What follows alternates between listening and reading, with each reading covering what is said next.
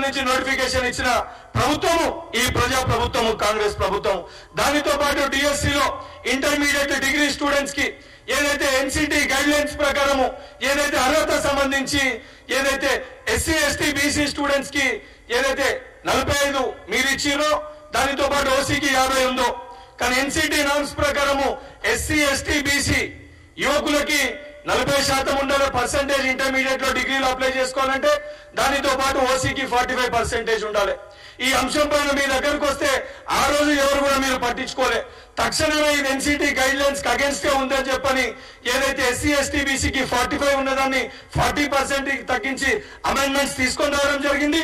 ఓసీకి 50 ఉన్నదాన్ని 45 కి తీసుకొని వచ్చి అమెండ్మెంట్స్ తీసుకొస్తూ ఏదైతే కొత్తగా ఉన్న టెట్ కండక్ట్ చేసి ఏదైతే మీ హయాంలో టెట్ కండక్ట్ చేస్తే చాలా మంది యువకులు క్వాలిఫై కాకపోతే వాళ్ళ రిక్వెస్ట్ మేరకు మరొకసారి టెట్ కండక్ట్ చేసి టెట్ లో కొత్తగా కండక్ట్ చేసిన టెట్ లో క్వాలిఫై అయిన 1,00,000కి పైగా ప్రతి ఒక్క యువకులకి విద్యార్థులకి డిఎస్సి ఎగ్జామినేషన్ ఫీజు లేకుండా మా మేనిఫెస్టోలో పెట్టిన విధంగా దాన్ని పోర్టల్లో అప్డేట్ చేసి ఇప్పుడు డిఎస్సికి అప్లై చేసుకుంటే కొత్తగా టెట్ పాస్ అయిన ప్రతి ఒక్క యువకులకి ఎగ్జామినేషన్ ఫీజుని కట్టకుండా అప్లికేషన్ అనేది ఈరోజు యాక్సెప్ట్ చేస్తున్నాం.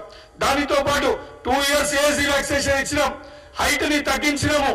ఏదైతే దానితో పాటు హారిజాంటల్ వర్టికల్ ఇష్యూ ఉద్యోగాలు ఇచ్చినాము, ఉద్యోగ నోటిఫికేషన్లు ఇచ్చినాం అని చెప్పి ఒక చేత్తోటి అన్నం పెట్టి ఇంకో చేత్తోటి పళ్ళని గుంజేసుకునే ప్రయత్నము బీఆర్ఎస్ పార్టీ మీ ముఖ్యమంత్రి గారు మీరు చేశారు.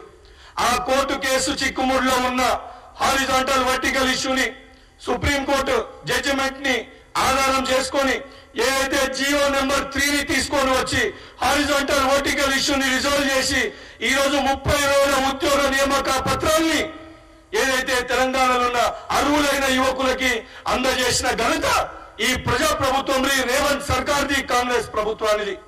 ఇవన్నీ పక్కన పెట్టే ఏదైతే పోలీస్ డిపార్ట్మెంట్ కి సంబంధించి ఎన్నడూ లేని విధంగా కేసులుంటే ప్రతి ఒక్క విద్యార్థిని కూడా మీరు రిజెక్ట్ చేశారు. కొత్త కమిటీని ఏర్పాటు చేసి ఎవరిపైన అయితే కేసులు ఉన్నాయో క్వాష్ కొట్టేసారో దానిపైన రివ్యూ చేయడానికి సంబంధిత అధికారులతోటి ఒక కమిటీని ఏర్పాటు చేసి ఆ కమిటీ నివేదికతోటి ఏదైతే సివిల్లో 36 పోస్టులు, ఏఆర్ లో 31 పోస్టులు, టిఎస్ఎస్పీ లో 80 పోస్టులు, ఎస్పీఎఫ్ లో 3 పోస్టులు, జాబ్ ఫైర్ లో 5 పోస్టులు, కానిస్టేబుల్ పిఎస్సి లో 4 పోస్టులు, జైల్ వార్డన్ 1 పోస్టు, అదనపుగా 158 మందికి ఎన్నడూ లేని విధంగా కొత్త కమిటీ ఏర్పాటు చేసి ఆ కేసుల్ని నిర్ధారించి ఆ కమిటీ బేస్ చేసుకొని వాళ్ళకు కూడా ఉద్యోగాలకు సంబంధించి వాళ్ళని కూడా యాక్సెప్ట్ చేయడం జరిగింది. దానితో పాటు గ్రూప్ 1 ఏదైతే మీకు నిర్వహించడానికి శాతగాక 2 సార్లు గ్రూప్ 1 పేపర్ రద్దయితే కంప్లీట్ ట్రాన్స్పరెన్సీ తోటి చెప్పిన విధంగా టీఎస్పీఎస్సీ ప్రక్షాళన చేసింది కాంగ్రెస్ ప్రభుత్వం, రేవంత్ ప్రభుత్వం. దానితో పాటు మా ముఖ్యమంత్రి గారు చెప్పిన విధంగా కంప్లీట్ ట్రాన్స్పరెన్సీ తోటి ఏదైతే బయోమెట్రిక్ ని ఇంప్లిమెంట్ చేస్తూ ఓఎంఆర్ షీట్ పైన కంప్లీట్ ట్రాన్స్పరెన్సీ ఉండే విధంగా ఏ చిన్న అవకతవకలు జరగకుండా ఎగ్జామ్ రాసిన ప్రతి ఒక్క యువకునికి భరోసా కల్పించే విధంగా గ్రూప్ 1 ఎగ్జామ్ ని నిర్వహించిన ఘనత, అంత ట్రాన్స్పరెన్సీ తోటి నిర్వహించిన ఘనత ఈ కాంగ్రెస్ ప్రభుత్వానిది. దానితో పాటు ఏదైతే గ్రూప్ 2, గ్రూప్ 3 అంశాన్ని గురించి మీరు మాట్లాడుతారు, గ్రూప్ 2, గ్రూప్ 3 అంశానికి సంబంధించి పోస్టులు పెంచుతామనే దానిపైన ఆ సంబంధించిన డిపార్ట్మెంట్లకు ఎన్ని వేకెన్సీస్ ఉన్నాయో ఎలక్షన్స్ బిఫోర్ దానికి సంబంధించిన ఆ నోట్ ని కూడా పంపించి ఆ వేకెన్సీస్ ని కూడా తెప్పించుకోవడం జరిగింది. దానితో పాటు ఒక ఎగ్జామ్ కి మధ్యలో మీరు టైం గురించి మాట్లాడుతారు. మీ ప్రభుత్వం అధికారంలో ఉన్నప్పుడు టైం పక్కన పెట్టండి, ఒకే రోజు 2 ఎగ్జామ్లు 3 ఎగ్జామ్లు ఉన్నాయి, విద్యార్థులు నష్టపోతారని చెప్పి చెప్తే పట్టించుకునే దాఖలాలు లేవు మీ దగ్గర. ఈ రోజు చాలా స్పష్టంగా కాంగ్రెస్ ప్రభుత్వం ఏర్పడ్డాక సింగరేణికి సంబంధించి ఎలక్ట్రిసిటీ బోర్డుకి సంబంధించి ఒక ఎగ్జామ్ కండక్ట్ చేస్తే ఇదే ఓవర్లాప్ విషయం వస్తే అన్ని ప్రక్రియలు పూర్తయినాక కూడా 5 రోజులు ఎగ్జామ్ కండక్ట్ చేసేది ఉంటే విద్యార్థుల విజ్ఞప్తి మేరకు ఆ రోజు పట్టి విక్రమార్క గారితో మాట్లాడి ఇమీడియట్ గా ఆ ఎగ్జామ్ ని క్యాన్సిల్ చేయించి ఆ ఎగ్జామ్ ని తర్వాత కండక్ట్ చేస్తామని చెప్పి విద్యార్థులకు అండగా నిలబడ్డ ప్రభుత్వం ఈ ప్రజా ప్రభుత్వం.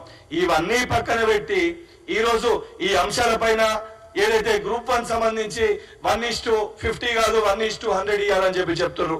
100% గ్రూప్ 1 1:100 ఇవ్వాలనే ఉద్దేశం ఏదైతే గతంలో బట్టి విక్రమార్క గారు అసెంబ్లీలో కూడా మాట్లాడారు, దానిపైన సంబంధించి మా గౌరవ ముఖ్యమంత్రి గారి దృష్టికి కూడా ఈ సమస్యని తీసుకొని వెళ్ళినాము. దానిపైన ప్రభుత్వం రివ్యూ చేస్తుంది.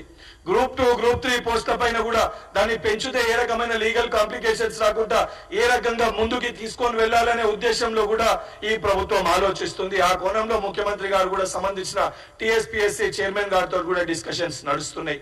జియో 46-317 మీరు సృష్టించిన సమస్యలు, మీరు ఉద్దేశపూర్వకంగా మీరు చేసిన నష్టం 10 సంవత్సరాలు మీరు ఈ సమస్యలన్నీ సృష్టిస్తే ఆ ప్రతి సమస్యని పరిష్కరించడానికి స్టెప్ బై స్టెప్ ఎవరికి నష్టం జరగకుండా, విద్యార్థుల మధ్యలో చిచ్చు పెట్టకుండా, విద్యార్థులు ఒకరిపైన ఒకరు ఒక సెక్టర్ ఏమో పోస్ట్ పోన్ చేయాలని మరొక సెక్టర్ ఏమో పోస్ట్ పోన్ చేయొద్దని చెప్పని డిఫరెంట్ ఆఫ్ ఒపీనియన్స్ ఉన్న అందరినీ ఏకదాటిపైకి తీసుకొని వచ్చి మీరు 10 సంవత్సరాల్లో చేసిన కచరాని ఒకటొకటిగా మేము క్లీన్ చేసుకుంటూ వస్తున్నాం.